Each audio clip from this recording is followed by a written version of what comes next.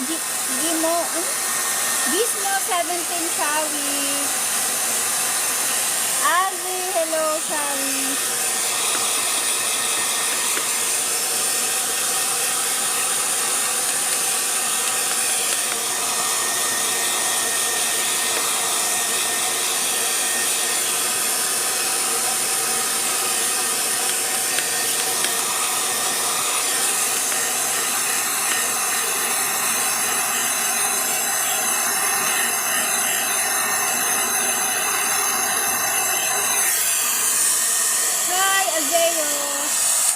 Zeo, bumili ka na ng pang-gift mo dito sa yellow basket ko.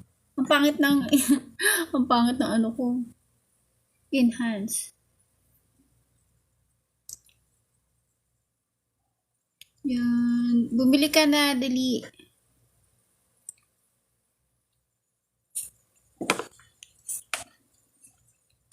Check out na guys.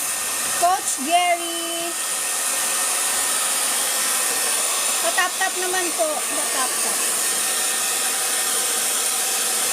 Yan, bagong ligo tayo. Ngayon lang tayo naligo. Kaya nga pala itong ginagamit ko nandito sa yellow basket at nasa 200 mahigit lang siya. Pero maganda siya, tingnan nyo naman oh. Maganda, malakas yung kanyang ano. Pero hindi masisira yung buhok, hindi nakakasira. Oh. Pwede pang regalo to guys, yung blower. Pwede pang regalo tong blower, 200 mahigit lang to.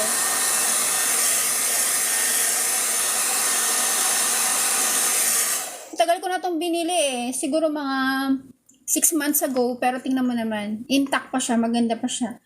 At pag binuksan mo siya, may kulay na lumalabas dito. Oh. Diba? Kakita niya yan? Oh, may kulay siya. Nag-change color siya. Ang ganda. Ang ganda nito.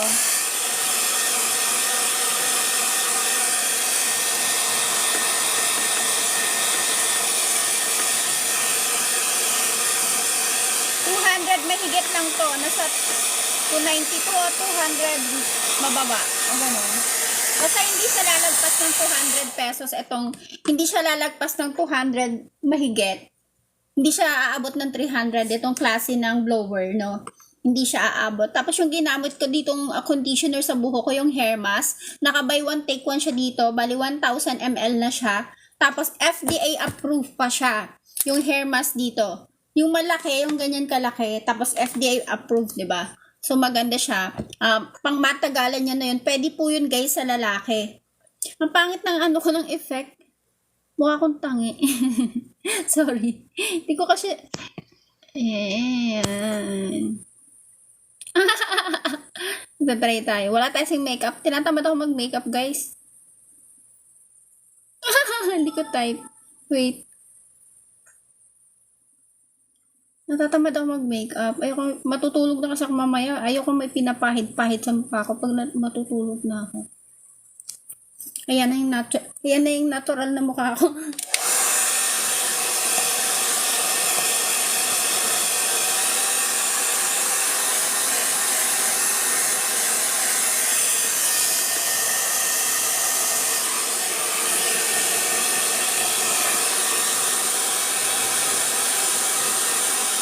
Tingnan nyo naman yan, hair mask lang yan.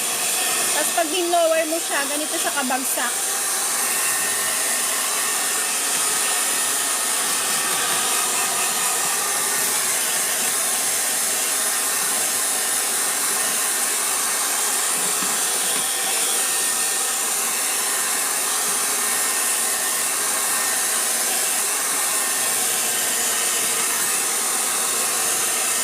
Pwede itong gamitin sa sa mga barbershop.